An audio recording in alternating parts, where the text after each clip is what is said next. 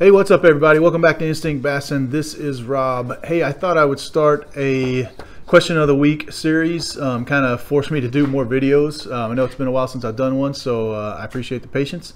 I also appreciate all the new subscribers and the new watchers. Bass Pro's got a Triple Crown sale going on right now, so it's helping the views, and I definitely appreciate that. So without further ado, let's go ahead and get started. Today's question of the week comes from, he just calls himself Smith. And his comment or his question is, I am looking to upgrade from a Garmin Striker 4 so I can get Livescope at some point after to piece it together one at a time. Do you have recommendations for a Livescope transducer for this unit? So basically, do you have a recommendation for a Livescope transducer for the Garmin 73 SV? Because that was the video that he was asking about there. So let's go ahead and answer that. So first, I want to say that I think it's a good idea that what he's doing is, piecing together this kind of thing piece by piece. That's kind of what I'm doing as well, although it's taking a lot longer than I'd like. But in other words, you don't have to go and spend $5 grand all at once. You can piece this together, and that's one of the good things about the Garmin units is you can add on to them at a later time. When you have the money or when you feel like you want to do that or when you think it's needed. So to answer his direct question though, which Livescope transducer would I recommend? So either one of the two Garmin Livescope transducers, and that's the LVS 32 or 34, will work with that unit. Both are compatible. Both will use the same GLS 10 black box, so be sure that that comes with it. If you get the transducer only, then you're also going to have to buy that black box, which runs around $250. The last I checked, that don't quote me on that price because that could have changed. But either one of those units will be, great. The thing that I like to recommend is always buy the best one that you can afford. So the difference in price between those, the LVS 34 is about $700 more than the 32.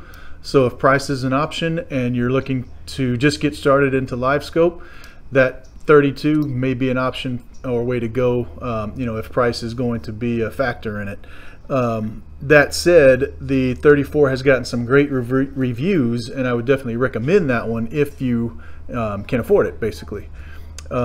Couple of differences on it is the 34 has it's a greater distance, it has a tighter cone, it shows more detail, it has higher target separation, meaning you can see fish in the structure a lot better than getting it confused, where if you have fish on a brush pile with a 32, sometimes it may be hard to make out that separation.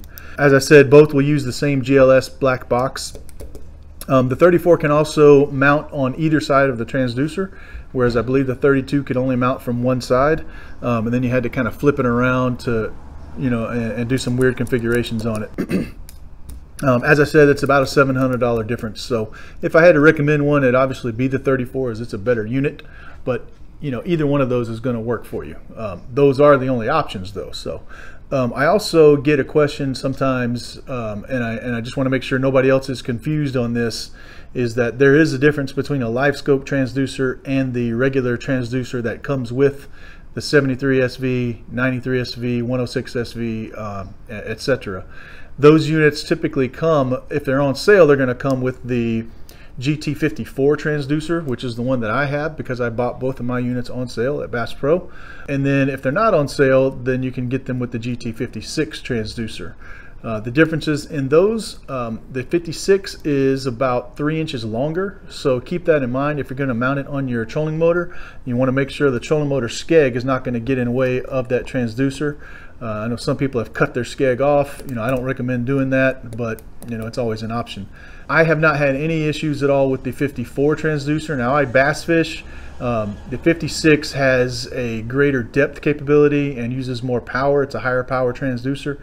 But if you're fishing anything in, let's say, 100 feet depth or less, which I certainly am, the 54 is more than capable, and I don't see much cause to pay the extra money for the 56.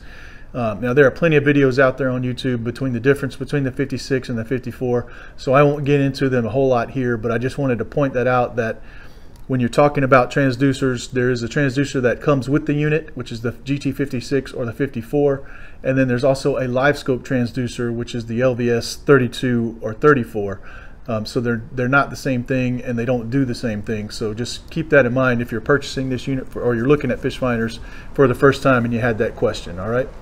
So that answers that question. Thanks, Smith, so much for writing that question in. I certainly appreciate it. If you're looking for a video on how to get started with any of the Garmin units, be sure to check out that video on first 5 things to do that I recommend when you first buy that unit. Thanks so much for watching, and trust your gut, and I'll see you on the water.